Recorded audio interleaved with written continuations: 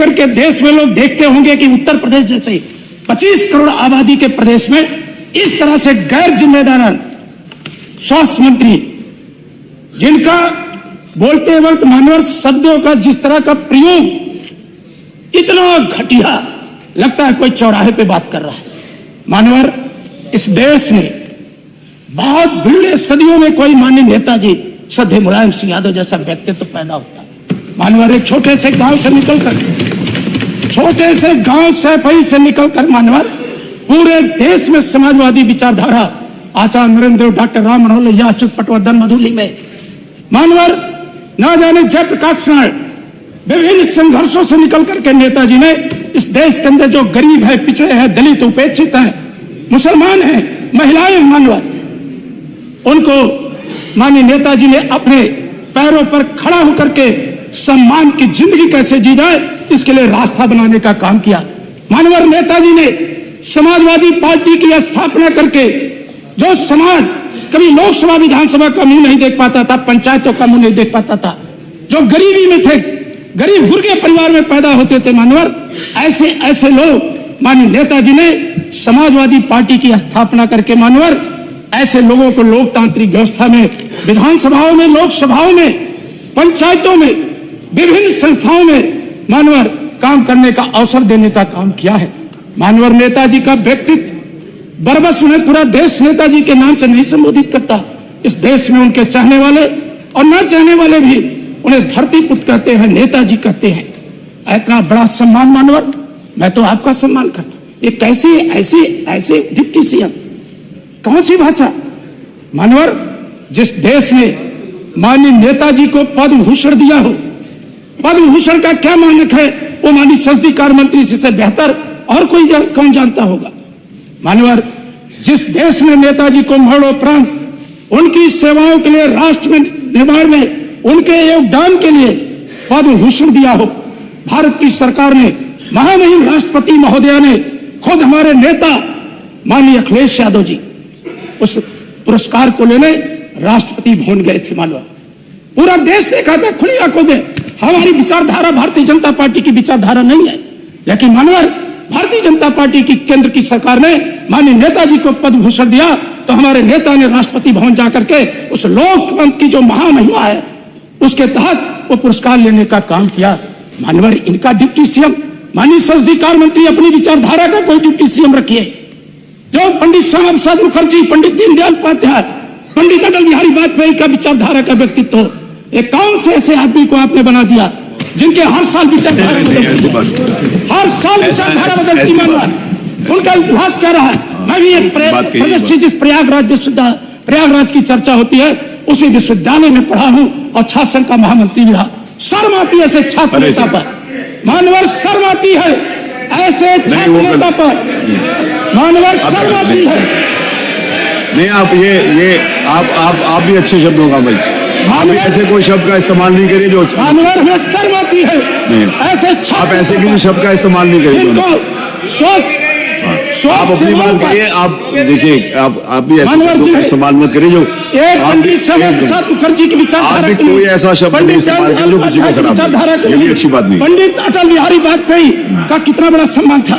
मानवर जो हमारे नेता वेदांता हॉस्पिटल में भर्ती थे दिल्ली में, प्रधानमंत्री जी खुद जो प्रधानमंत्री हैं, कितनी बार हमारे नेताजी को देखने गए, हर सुख दुख में मानवर हमने माननीय प्रधानमंत्री का हेलीकॉप्टर सैफई की सरजमीन पर उतरते देखा था। मानवर ये शादी में अब विषय आ गया, हमारे नेता का बात यहाँ तो हुई थी। माननीय योगी जी कितनी बार जाकर के नेताजी की स्वास्थ्य की जानकारी लिए, माननीय शिवपाल जी से, माननीय अखिलेश जी से बातचीत किए।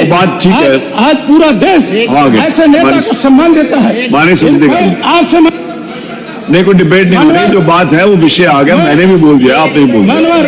मानवर में मान करता आपकी पूरी बात आ गई कि जो उत्तर प्रदेश के पूरी बात आ गया, जिस तरह का उप मुख्यमंत्री और मुख्यमंत्री बनना चाहते हैं, माननीय कल्याण सिंह जी बैठिए नहीं, ये बात है, आप ये नहीं है, विषय नहीं है, आप इस प्रकार की बात नहीं करिए। माननीय अध्यक्ष जी यही तो तकलीफ है। नहीं हो गया, आप मैंने उनको रोका ना, माननीय संसदीय कार्य मंत्री माननीय संसदीय कार्य जी मंत्री बैठे हैं, माननीय संसदीय जो हमारे माननीय नेता संसदीय के कार्य व्यक्तित्व पर जो माननीय अध्यक्ष जी, ये माननीय संसदीय कार्य नहीं, किसी डिबेट नहीं हो रही। देखिए, कोई विषय ऐसा नहीं है जिसके ऊपर डिबेट हो। नहीं, कोई ऐसा विषय नहीं है जिसके ऊपर डिबेट। बात माननीय नहीं। आप जी ने कह दिया, मैंने कह दिया, बात सुनो। माननीय अध्यक्ष जी, अब फिर कोई बात, फिर बात अच्छी बात से बात नहीं, ऐसा है। माननीय महबूब जी, एक मिनट आप बैठ जाइए। आज प्रश्नकाल में जो कुछ भी हुआ मान्यवर, ये जिस परिस्थिति में भी हुआ उस परिस्थिति पर मैं नहीं जाना चाहता, बात को आगे नहीं बढ़ाना चाहता हूं। बहरहाल माननीय सदन के समक्ष जो विषय मान्यवर आया है, हमने उस वक्त भी जब माननीय माता प्रसाद जी के बोलने से पहले किसी ने नेताजी आदरणीय मुलायम सिंह का नाम किसी ने नहीं लिया था, लेकिन जब माता प्लीज माता प्रसाद पांडे जी ने, आदरणीय नेता विरोधी दल ने जब उनका नाम लिया, तो मैंने उसी वक्त इस बात को खड़े होकर कहा कि हम भारत सरकार ने नेताजी को इतना बड़ा सम्मान दिया। अभी माननीय संग्राम सिंह जी कह रहे थे कि पद्म विभूषण 4 पद्म सम्मान हैं, 3 पद्म सम्मान है, 1 भारत रत्न है। भारत रत्न सबसे बड़ा सम्मान है और दूसरे नंबर का सम्मान है पद्म विभूषण, तीसरे नंबर का सम्मान है पद्म भूषण और चौथे नंबर का सम्मान है पद्मश्री। तो ये भारत सरकार के द्वारा आदरणीय श्री मुलायम सिंह यादव को पद्म विभूषण का सम्मान दिया। इन्हें हिंदुस्तान में जो दूसरे नंबर का सम्मान है वो माननीय नेताजी को दिया गया। और ये बिल्कुल सही है कि विचारधारा अपनी अलग अलग है, लेकिन एक बहुत लंबा संघर्षमय जीवन श्रीमान मुलायम सिंह जी का रहा और सभी लोग, मैं समझता हूं कि हाउस से अलग भी उनका बहुत बड़ा सम्मान था मानवर। और हम किसी को भी, वैसे भी हमारी परंपरा नहीं है मानवर ये कि जो व्यक्ति इस दुनिया में नहीं है उस व्यक्ति के ऊपर हम किसी प्रकार की विपरीत टिप्पणी करें या कोई ऐसी टिप्पणी करें जो उनके सिंपैथाइजर्स को या उनके सहानुभूति रखने वाले को या फिर उनके अनुयायियों को किसी प्रकार से अखरे या खले, ये मंशा भी नहीं है मानव।